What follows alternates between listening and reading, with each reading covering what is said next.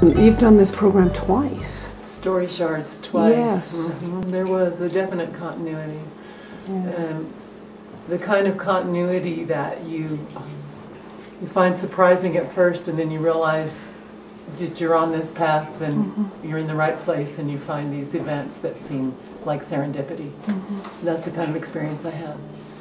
So when I sat in your circle the first time in the first event that I attended, I said that what you don't know about me, or what you would know about me if you knew me well, is that I sense that I'm always trying to contain all that my life is. And this time when we came together, I had talked about that I sometimes didn't feel I had the capacity to contain it all. And when we sat together this time, a few months later, and we sat in the circle, and you opened the circle by saying, look at the vessels and consider the capacity. And then you said the question again, if you knew me well, what would you know about me? And I said, what I've learned is that the first time I was looking to find the capacity within myself to contain life, and then someone in that gathering said to me, maybe life has the capacity to contain you. And then we went into this story of the vessel, and it's been a magical ride. So for me, that magical ride is about sitting in a room, sometimes moving in the room, eating in the room, crying in the room, sharing, listening, laughing. Lots of different exercises of our human spirits come together, but all in the intensity of being together in a relatively small space and sharing these parts of our lives.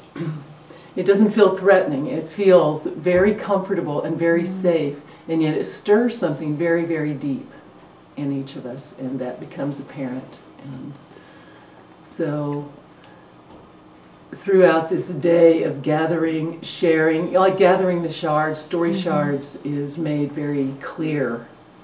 At first, the idea is hard to get clarity about it because you're talking about something that is in us that's not quite rational. It's difficult to articulate. But what you have that you're giving us through your art and through your story and through your experience and your visuals of the exoticism of life, you give that to us, you inspire us, and you instigate us to begin to see our lives as exotic and ourselves as exotic and our world, and then to begin to not just stay there with it, but to examine what that means and what that is and what makes life exotic. And you bring us right down to some core aspects of our humanity. And I say you, but we together, we bring each other our own humanity and we share it. And it's an intense experience. I admit it's an intense experience for which I'm really grateful. And a little tired and I feel I've been changed. Definitely a transformative experience for me. I don't think I'll ever be the same in a really good way. You know, there's this depth, feeling of almost a sadness. I felt emotional since then. Or as I woke up this morning, I felt emotional and I wasn't sure why, and I did a morning meditation, and I just realized that when we really share the depths of ourselves with each other, and we're supported through art and beauty and color and love and all those energies that you know, you provide that environment, and it's so safe that we actually, what I did, I think, is I gave something up. I decided to give something up. And that's a tough thing to do, kind of, because it's something that I've always had, and I'm willing to give it up for what's next. What's next in my story. So thank you. You're always teaching that's what you are. You're modeling for all of us. But do you feel any inspiration around? Absolutely. Oh, absolutely. Almost like a longing to somehow expand this and share. I don't know how. So I just remain open, you Yeah. I really, really am, the commitment to, it's not something to articulate. This is where I hum and on, because it's about my own path. Right. I'm just on it. So what it is and unfolds before me, and that's what I give up, is my own plan for it, my own version of it.